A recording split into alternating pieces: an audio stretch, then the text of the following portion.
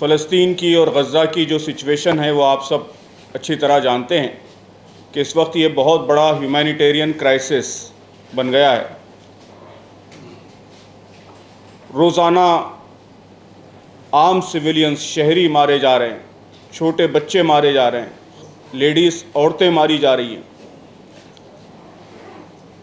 और भूख से प्यास से तड़पा कर लोगों को मारा जा रहा है। यूनाइटेड नेशंस की रिपोर्ट के मुताबिक इस वक्त गज़ा में हर 3 में से 1 सिटीज़न वो भूखमरी का शिकार है। बड़ी तादाद में, लाखों की तादाद में बच्चे भूख से मरने के करीब हैं।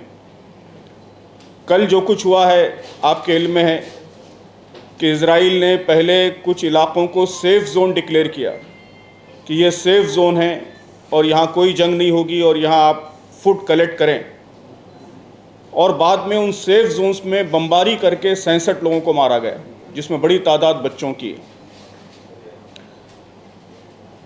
तो हम ये समझते हैं कि ये सिर्फ जंग नहीं है, बल्कि ये एक ऑर्गेनाइज्ड जेनोसाइड है, एक मुनज़्ज़म नस्लकुशी है, और दुनिया के सारे ममालिक, बड़े ममालिक ये मान रहे हैं कि ये वार क्राइम्स हैं, सीरियस वार क्राइम्स हैं। तो ऐसे मौके पर खामोश बैठना और इस बड़े कैटास्ट्रोफ को और इस बड़ी आफत को खामोशी से देखते रहना, हम समझते हैं कि ये इंसानियत के, मानवता के, ह्यूमैनिटी के ख़िलाफ़। तो इस मौके पर हम सब की, दुनिया के सारे शहरियों की ये ज़िम्मेदारी है कि वो भरपूर आवाज़ उठाएं और इस जुल्म को ख़त्म करें, इस जेनोसाइड को रोक लगाएं, फौरी वहाँ जंग बंदी हो। सैकड़ों ट्रक्स, हज़ारों ट्रक्स वो रिफ़ा बॉर्डर पर ठहरे हुए हैं रिलीफ़ का सामान लेकर, उनको अंदर आने की इजाज़त नहीं है।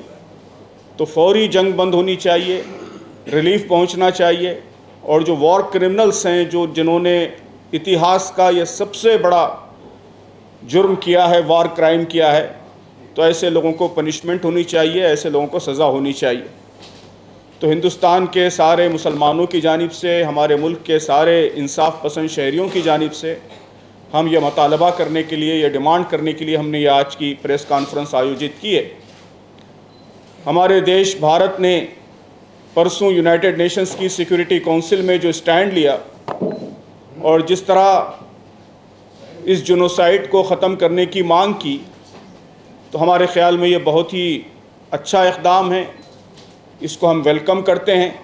लेकिन हम समझते हैं कि ये काफ़ी नहीं है। भारत के लिए यह अवसर है, मौका है कि वो एक लीडरशिप का रोल प्ले करे। हमने ऐसे इश्यूज़ पर हमेशा लीडरशिप का रोल प्ले किया है और दुनिया के कमज़ोरों को और परेशान हालों को, तीसरी दुनिया के लोगों को सपोर्ट किया है। तो ये मौका है, तारीख़ का एक बहुत ही सुनहरी मौका हमको मिला है कि हम दुनिया के सारे मज़लूमों की, तीसरी दुनिया की लीडरशिप कर सकते हैं।